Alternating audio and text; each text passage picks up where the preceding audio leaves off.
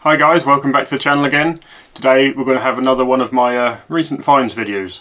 So let's have a look at what I found. Right then, so let's do the usual where I'll just pick out of the pile randomly and show you quickly what I've found. Starting off with the boring items. So if I delve into the pile. First off the list, just to get it out of the way, I picked up two of these pretty rubbish looking reproduction gun bags. These are the fleece lined ones you can get from Canvas from Soldier of Fortune. Now, as a display piece, are they any good? No, not really.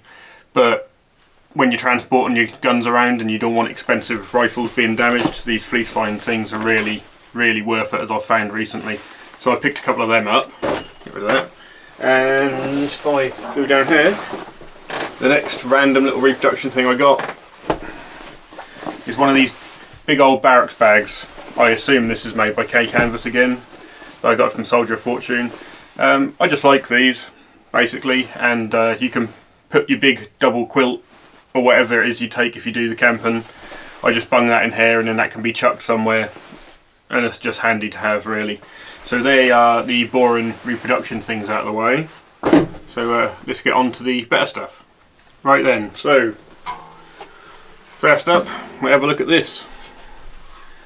This was at the Victory show I picked this up, which is a big show here in the UK. It's not wartime dated, which doesn't really matter with a fuel can because they're marked on the underside anyway a lot of the time. It was too cheap not to have it. That is an American one, so you see you've got the useless American style cap. It's in pretty good condition. I just give it a quick sand down and a spray, like an idiot. I didn't mix the paint up enough, so it sprayed shiny. But that doesn't really matter. You don't want it shining like that, it look a bit rubbish. But again, that doesn't really matter. This is probably going to one of my mates anyway, and we can just respray it again when I respray the rest of his stuff. So, one American fuel can in pretty good condition. Out of the way. What's next? Now, from the same guys the fuel can came from, got a really nice 45 dated cover with a 45 dated canteen and cup inside it. Again, this is really good price. So I just squeeze this out of here. There you go. Here's your cup. Had a bit of corrosion on the handle. You can see it's in pretty good condition. I'll give it a quick wash out. And then it's got a stainless canteen, which I don't think I've sterilised yet, but I probably won't drink out of it anyway, because the stainless steel ones make everything taste disgusting. So we've got a nice canteen and cup that match, and the cover itself, show you the wire hanger, really nice, clean brass, same on the front. You see that's in really good condition. The US is a bit faded, but the rest of it is just brilliant, and that was just too good a price not to have. Don't know what I'm actually going to do to it, but I always pick these things up if they're cheap anyway. So that was a nice find. Right, what we got next? Another mess kit, or mess tin I should say. Now I don't know a lot about these ones with the, what would you pronounce that, white I suppose. There you go. See that on there? No date or anything on it. I don't know if that's wartime. Anyone that knows the history on these white, if that's even how you pronounce it, tins, just give me a shout. But like the rest of the mess tins I buy, that will just be going in the box of mess equipment that I put out on display. So that was fine. That was like £10. And I got this one. If I have a quick look, yep, that's a 1982 dated one. Get it in the camera, hopefully you can see that. But again, in the tin, or in the crate I should say, full of mess equipment. It doesn't matter if it's wartime or not, they just go at the bottom and you put the wartime ones at the top. So a couple of mess tins. And what have we got next? Right, a cutlery set. So I'll show you the fork and the spoon. You see they're in pretty good condition. The spoon's rather grimy, but I'm sure it'd clean up. But I didn't buy it for the fork or the spoon, I bought it for the knife. So if I hold it up to the camera, you can see there that that's a nice Bakelite handled knife. which isn't that common. Not saying that's the rarest thing in the world, but they're not that common. And I didn't have one, so I bought the entire set just to get this knife. So yeah, I was happy with that. These look, like I say, they're a bit grimy. They'll probably clean up a bit, but I won't use them anyway. I just wanted a Bakelite handled knife to add to the collection, really. So I was happy to find them. They're inside another mess tin that I didn't buy, but I managed to get these out of it. And what we got left?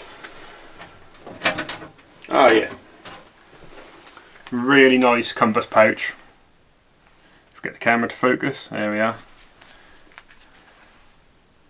There's actually 2 of these I got. I've mounted the other one to a belt already. It's exactly identical. They're literally identical colour and everything. These, someone I know had a box with like 10 of these in. I nearly bought all of them because he was selling them so cheap, but I thought I'd just grab 2. But that's a really nice Converse pouch. Everything's nice and clean on it. Oh, the lifter dots are a little stiff, so I'll probably just pop some little dripper oil or something on there. You can see on the inside, that's nice and clean. So I was really happy for them at a really good price. That down there. And next up, something not so exciting, so I'll just scoot past these. Well, they're not an original item anyway. I get all of them down. I bought a load of leather laces for my boots because I have the cheaper Miltech, I think they are, power boots, and their laces look awful. They just look better with some leathers in. I also want to replace the laces in both my pairs of Rough 8 boots because they're getting a bit worn out and they look also rubbish. Now, I know chances are they wouldn't have had leather laces in any of the boots, well, apart from the power boots, but until I go to Normandy at some point and get some original laces, because normally one of the shops there has quite a lot of NOS laces. I don't know why, but they do. They'll do. And if I bring up my old power boots, you see they look quite good on there. I bought a spare pair as well because you don't know when these break. But they look a lot better than them crap ready coloured ones that you had. And in the buckle boots, they also look really smart, so I was happy with them. But that's just a little modification to the uniform, it doesn't really matter. What else have we got? Right, I picked this up, a lovely 44 dated GP bag. And it's the later pattern, which I'll probably do a little video on at some point comparing this to my other one. But basically, this version has one little strap with a D-ring on it and one little strap with a hook on it, as opposed to both the straps having hooks on it. And it didn't have the strap fitted to it when I got it, but when I got home and opened it up, the strap was inside, so I was really happy with that. So if I get that out of the way, you can see this is really nice and clean. No complaints there at all. The belt is in perfect condition as well, or the strap I should say, is in perfect condition. Open up the inside, see if you can make out. You got the markings nice and clear still, and as you can see there's no holes or anything on the inside either. So that wasn't cheap, but it was about as cheap as you tend to see these now. I've seen them for a lot more money, I'll put it that way. I'll always buy more GP bags if they're a remotely reasonable price, so I was really happy with that, especially when I found out it had the strap with it. Next up, an M5 tool chest. This was at one of the random stands on an event I displayed at. It was silly cheap. One of these went on eBay a couple of days ago for 5 times what I paid for this. So you just can't argue. It is in relatively rough shape. I don't know whether to restore it or not. But you can see I've got tray inside still, and a little tray. I don't know if that would be originally with it. And you can still see the original OD clearly on the inside. The outside's obviously been repainted at some point. So what I'll probably do at some point is sand the outside down and repaint that. Mask up the leather handle so that doesn't get grimed up. See if I can get some leather treatment, even if it's just some dubbing on this, just to soften it up a little bit, make it a bit less crispy.